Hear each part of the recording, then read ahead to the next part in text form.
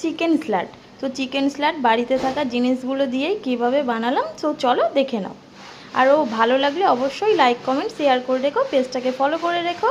আর নতুন নতুন রান্না পেতে কমেন্ট করো কি তোমাদের সাথে শেয়ার করতে পারি। Chicken salad. তো চিকেনগুলো দেখো বাটার দিয়ে আর গোলমরিচ নুন দিয়ে হালকা করে ফ্রাই করে রেখেছি, আর হালকা বাটার দিয়েছি, দিয়ে ওই বাটারের মধ্যে এইগুলো সব দিয়ে দিলাম। এর মধ্যে একটু বাঁধাকপি আছে, টমেটো আছে, গাজর আছে, ক্যাপসিকাম আছে, সব ভালো করে নাড়াচাড়া করে নিয়ে একটু ঢেকে ঢেকে হাফ সিদ্ধ করবো, ফুল বয়েল করবো না আমি।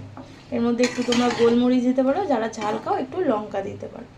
তো চলো এর মধ্যে হালকা পরিমাণ নুন দিয়ে, এই যে দেখো সামান্য নুন দিয়ে দিলাম, সামান্য গোলমরিচের গুঁড়ো দিয়ে দিলাম।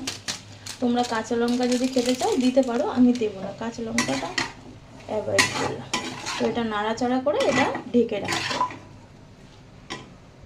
তো দেখো সবজিগুলো হালকা নরম নরম হয়ে গেছে, ওর মধ্যে আমি আবার চিকেনগুলো দিয়ে দিলাম, দিয়ে হালকা করে আবার একটু ঢেকে দেব।